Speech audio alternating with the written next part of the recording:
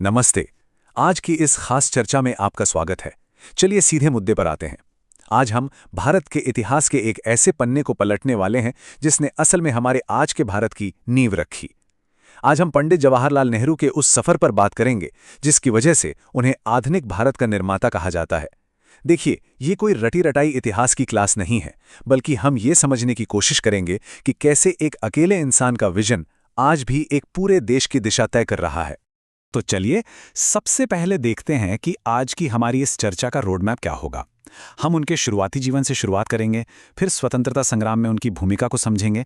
उसके बाद हम देखेंगे कि बतौर पहले प्रधानमंत्री उन्होंने आधुनिक भारत का ढांचा कैसे तैयार किया, विश्व राजनीति में उनका क्या प्रभाव रहा, और अंत में उनके साहित्य और उनकी महान विरासत पर एक नज़र डालेंगे।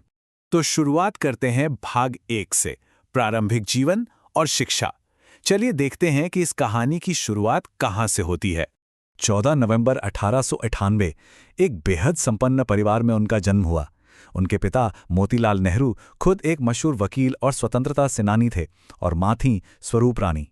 उनकी शुरुआती पढ़ाई लिखाई घर के ही आरामदेह माहौल में हुई, लेकिन फिर वो वकालत की पढ़ाई करने सीधे इंग्लैंड चले गए और वहां से बैरिस्टर बनकर लौटे। मतलब उनकी जिंदगी की शुरुआत एकदम सुख सुविधाओं और एक बेहतरीन विश्वस्तरीय शिक्षा के साथ हुई थी, जिसने उनके भविष्य की एक बहुत ही मजबूत बौद्धिक नींव तैयार की। अब आते हैं भाग 2 पर, स्वतंत्रता संग्राम में योगदान। भारत लौटने पर उनकी वो ऐशो आराम वाली जिंदगी पूरी तरह से बदलने वाली थी। अब यह हिस्सा सच में बहुत दिलचस्प है। जरा इन दो बिल्कुल अलग दुनियाओं के विरोधाभास के बारे में सोचिए। एक तरफ इंग्लैंड से पढ़कर लौटा वो बैरिस्टर जिसकी जिंदगी में हर तरह की सहूलियत थी, और दूसरी तरफ भारत का मुश्किल स्वतंत्रता संग्राम। भारत आने के बाद महात्मा गांधी से प्रभावित होकर उन्होंने वो सारी सुख सुविधाएं झटके में छोड़ दी। विरोध प्रदर्शन, जन आंदोलन और बार बार जेल की यातनाएं, ये सब उन्होंने खुद अपनी मर्जी से चुना, जो सच में उनके पक्के इरादों को दिखाता है। और हाँ, ये कोई नाम मात्र का संघर्ष नहीं था। वो सचमुच अग्रिम मोर्चे पर डटे थे। चाहे वो असहयोग आंदोलन हो, नमक सत्याग्रह हो या फिर भारत छोड़ो आंदोलन, उन्होंने हर बड़े ऐतिहासिक जन आंदोलन में बढ़ चढ़कर हिस्सा लिया। और देखते ही देखते वो युवाओं के बीच सबसे चहेते नेता बन गए।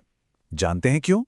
क्योंकि युवा उनमें एक ऐसा लीडर देखते थे जो सिर्फ देश की आज़ादी नहीं चाहता था, बल्कि भारत को एक आधुनिक और वैज्ञानिक सोच वाला देश बनाना चाहता था। चलिए आगे बढ़ते हैं भाग 3 की ओर, प्रथम प्रधानमंत्री और चुनौतियां।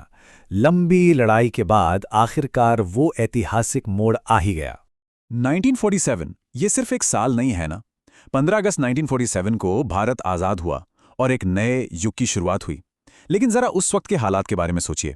इस नए नवेले आज़ाद देश को संभालने और दिशा देने की एक बहुत बड़ी जिम्मेदारी सीधे उनके कंधों पर आ गई। वो स्वतंत्र भारत के पहले प्रधानमंत्री बने और 1964 तक इस पद पर रहे। एक ऐसे देश को चलाना जो अभी अभी आज़ाद हुआ हो और अनगिनत चुनौतियों से घिरा हो, बिल्कुल भी आसान काम नहीं था। अब हम भाग 4 पर आते हैं, आधुनिक भारत का निर्माण। प्रधानमंत्री बनने के बाद उनका रोल एक स्वतंत्रता सेनानी से बदलकर एक निर्माता का हो गया। उनका नजरिया एकदम साफ था। अगर भारत को दुनिया के साथ कदम से कदम मिलाकर चलना है तो हमें विज्ञान और आधुनिक उद्योगों की सख्त जरूरत पड़ेगी। आज हम जिन आईआईटीज और एम्स पर इतना गर्व करते हैं, वो उन्हीं की दूरदृष्टि का नतीजा है। उन्होंने बड़े पैमाने पर इस्पात कारखाने और बेहतरीन साइंटिफिक इंस्टीट्यूट्स खड़े किए। असल में यही वो ईंट पत्थर थे जिनसे एक नए और मजबूत राष्ट्र का निर्माण हो रहा था। यहाँ एक बात जो मुझे सबसे खास लगती है, वो है उनका सोचने का तरीका। क्या आप जानते हैं कि उन्होंने उन दिनों बन रहे विशाल बांधों को क्या कहा था? उन्होंने इन्हें आधुनिक भारत के मंदिर का नाम दिया। बिल्कुल, ये सिर्फ एक मुहावरा नहीं था। ये दिखाता था कि विज्ञान, तकनीक और इंडस्ट्रियल प्रोग्रेस में उनका कितना अटूट विश्वास था।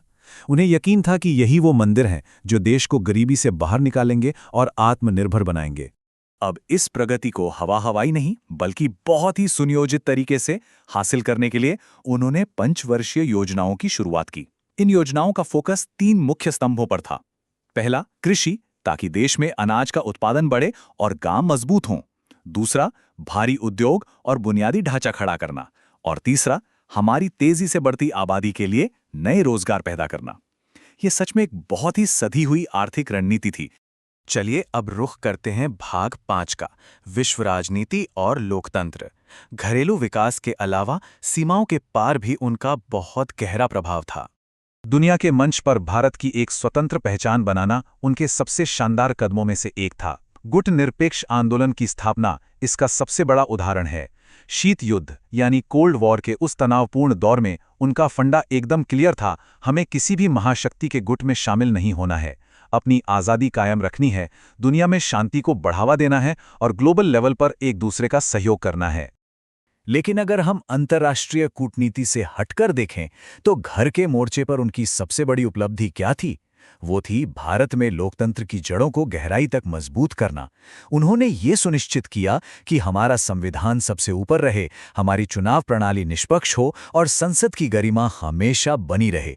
यही वो ऐतिहासिक नींव है जिसने भारत को दुनिया का सबसे बड़ा और कामयाब लोकतंत्र बनाने में मदद की।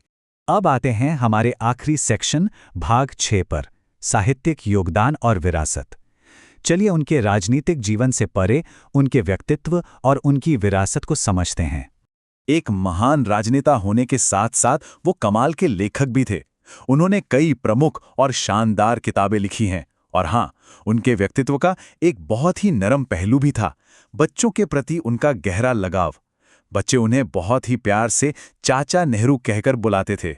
और यही कारण है कि आज भी 14 नवंबर को उनका जन्मदिन पूरे देश में बाल दिवस के रूप में बहुत ही उत्साह के साथ मनाया जाता है।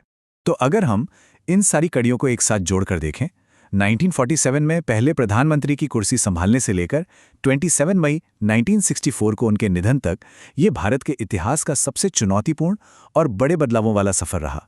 जब उनका निधन हुआ तो पूरा देश एक गहरे शोक में डूब गया था, क्योंकि देश ने एक ऐसे नेता को खो दिया था जिसने अपना पूरा जीवन सिर्फ और सिर्फ भारत की सेवा में समर्पित कर दिया था। स्वतंत्रता संग्राम के मोर्चे से लेकर देश के नवनिर्माण तक आधुनिक भारत के निर्माण में उनकी भूमिका को भुलाया नहीं जा सकता। लेकिन इस चर्चा को खत्म करने से पहले मैं चाहता हूं कि हम एक सवाल पर थोड़ा विचार करें। एक लोकतांत्रिक, वैज्ञानिक और आधुनिक राष्ट्र का जो सपना उन्होंने देखा था, वो आज हमारे भविष्य को कैसे आकार दे रहा है? उनके बनाए वो संस्थान, वो नीतियां आज भी हमारे देश की नींव हैं।